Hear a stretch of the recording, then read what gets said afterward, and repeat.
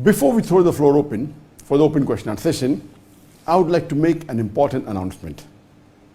This is especially for our dear Muslim and brothers, all our dear brothers and sisters in Islam in India. This is regarding a new bill that was tabled in the Indian Parliament by the BJP government, by the Modi government, to amend the Waqf bill. They tabled a couple of weeks back in the Parliament an amendment to the Waqf Bill 2024. And what this BJP government is trying to do, along with its coalition, the NDA government, is they're trying to usurp, trying to take away the property of the Muslim Waqf Board.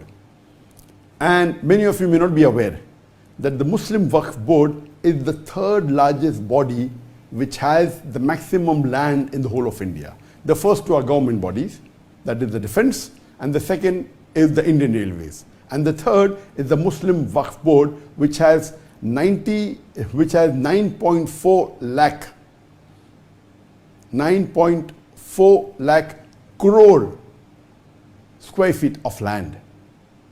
That is, or 9.4 lakh acres of land, which is approximately 41 billion square feet of land.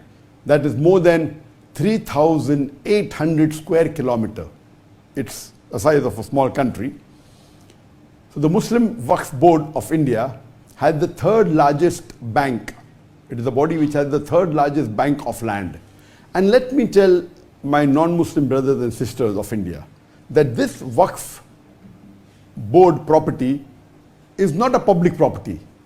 Unlike the property belonging to the government, etc., this is a private property. Waqf in Arabic means an endowment. So this is not a public property. It is a private property donated by Muslims in the past, many centuries ago, or decades ago, or recently. It is Waqf, means an endowment for the use of the Muslims. It's a religious act, Waqf, for the cause of Allah subhanahu wa ta'ala. And this is not a public property, so no non-Muslim can interfere in this religious. And the Indian Constitution has safeguarded the Waqf property. It is so secured and so stable, but unfortunately this anti-Islamic, anti-Muslim government, the NDA, the BJP government, which is run by the Prime Minister Modi, it is trying to usurp, eat the property of the Muslim. So my request that with this amendment, what they're trying to do, they're trying to say, okay, now we will reassess that if anything is a Waqf property, it goes in dispute, we'll have a board that will assess whether actually it is Waqf or not. What is this? It's secure, no one can interfere with it. And they're trying to control it and trying to put non-Muslims on this board.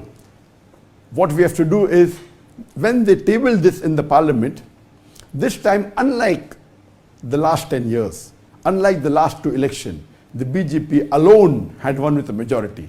But in the recent election, they have a coalition government.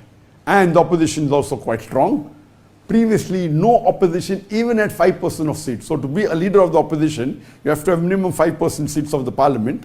The Indian Parliament has 543 seats. You have to have minimum 54, 55 seats. And this time, of course, there's an opposition which is strong, and they took objection.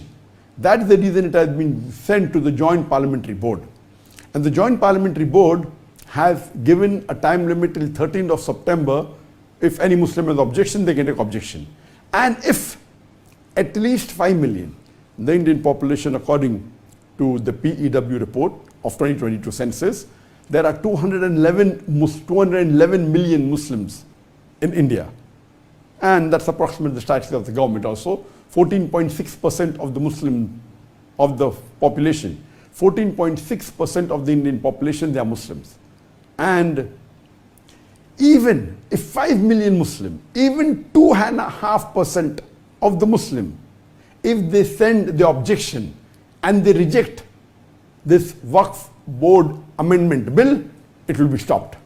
So now it is our duty that this anti-Islamic, anti-Muslim coalition government, which is trying to usurp, eat the property of the Muslims. You know, there are hundreds and thousands of mosques in the Waqf board, hundreds and thousands of madrasas, of